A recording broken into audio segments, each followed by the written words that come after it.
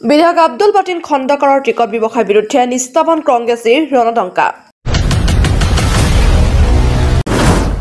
কুকিলা জিলা পৰিষদৰ নিৰ্দলীয় প্ৰাৰ্থীৰ পক্ষত ওলাই আহিল বালাৰছৰ খখৰ ৰাইজ।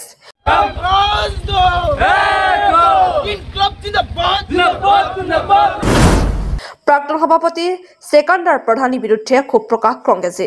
আমাৰ এটাই দাবী আছিলে, আমাৰ যিগৰাকীয়ে এইবাৰ টিকেট পালে আমি আমাৰ ছাৰক আমাৰ বিধায়ক ছাৰক কৈছিলো, আপুনি তেওঁক বাদ দি আমাৰ 9 জনৰ মাজত আপুনি যাক দিয়ে আমি তাৰ লগতে আছো।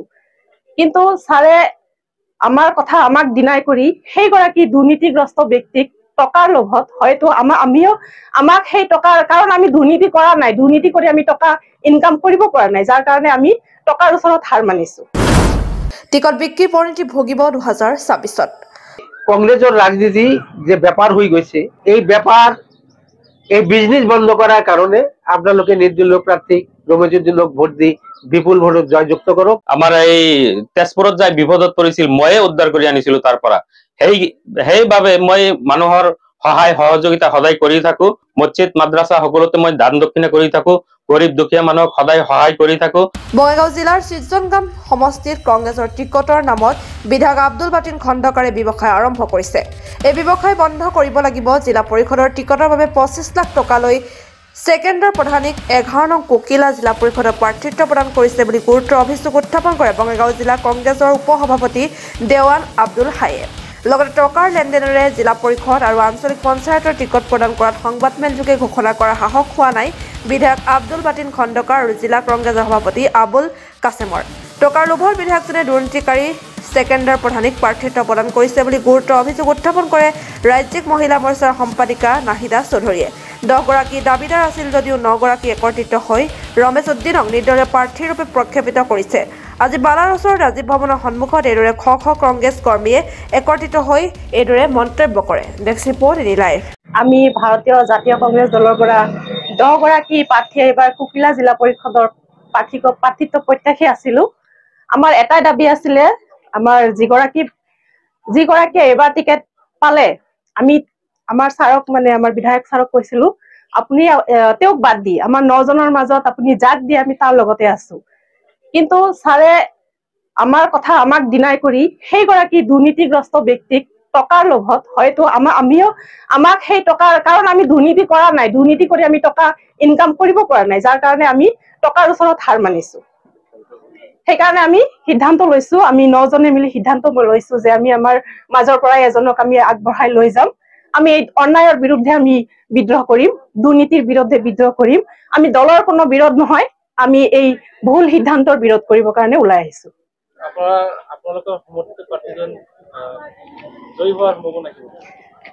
হয়, 100% জয়ী হোৱাৰ সম্ভাৱনা, কাৰণ ৰাইজ আমাৰ লগত আছে।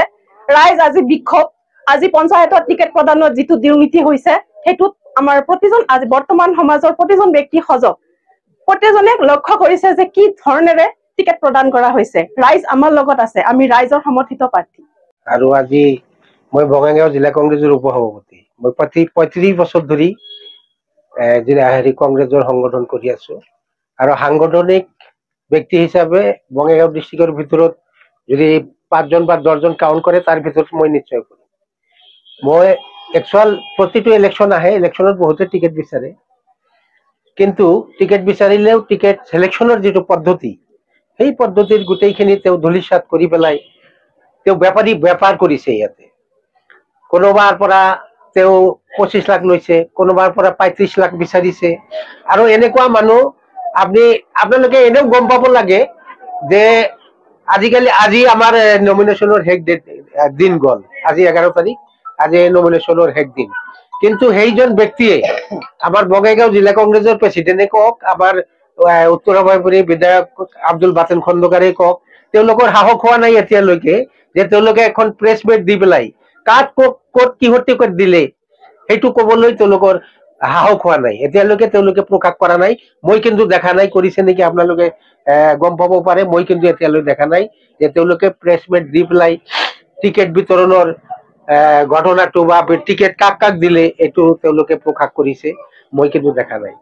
আমি আগতে 8 জন মান আছিলো, 8 জনৰ 7 জনে গৈ পেলাই আমি ছাৰক কৈছিলো যে আমি তেওঁক বাদ দি বাকি যিকোনো এজনক দিয়ক আমি মানি লম, কিয়নো এই মানুহজনক 3বাৰকৈ ব্লক প্ৰেচিডেন্ট দিয়া হৈছে। তেওঁ 5 বছৰ হৈ আহিছে, 5 বছৰ মান হল কংগ্ৰেছত আহিছে, আহি পেলাই তেওঁ এজন পঞ্চায়তৰ প্ৰেচিডেন্ট হৈছিল।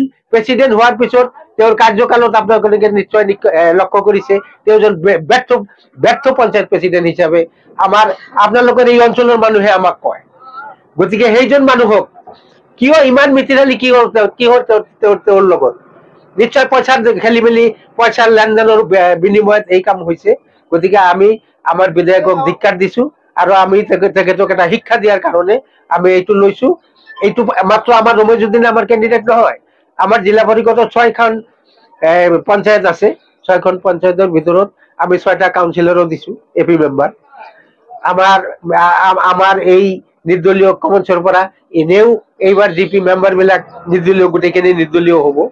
গতিকে তাৰ মাজৰ পৰাও আমি মেম্বাৰ বাছি লৈ পেলাই আমাৰ লগত ৰাখি পেলাই আমি আজি নমিনেশ্যন পেপাৰ সাবমিট কৰিছো।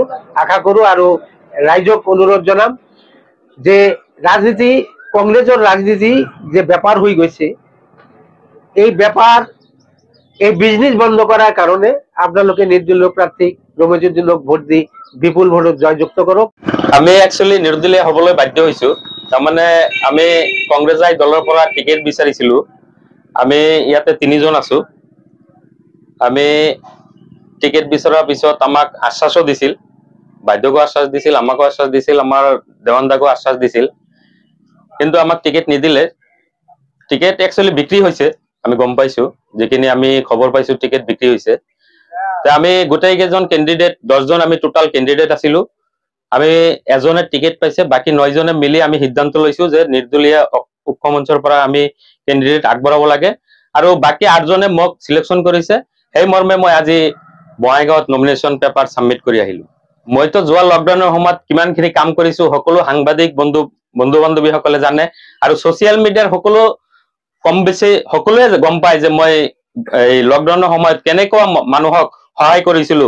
অসমৰ বাহিৰতো, অসমতো আমাৰ বাহিৰা জিলাতো যিবিলাক মানুহ কাম কৰিবলৈ যায়, শ্ৰমিক অসুবিধাত পৰিছিল, আপোনাৰ এমনকি এই বালাসৰৰ শ্ৰমিকো আমাৰ এই তেজপুৰত যাই বিপদত পৰিছিল, ময়ে উদ্ধাৰ কৰি আনিছিলো তাৰ পৰা।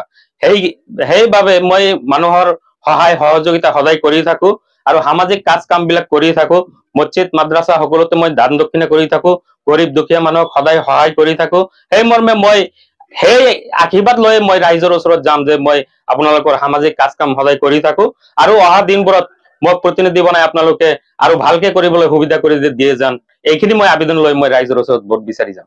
খবৰ মানে এনি লাইভ 24x7 আৰু এনি লাইভ ডিজিটেল। যিকোনো খবৰৰ বাবে যোগাযোগ কৰক 9387734920 আমাৰ এই নম্বৰত।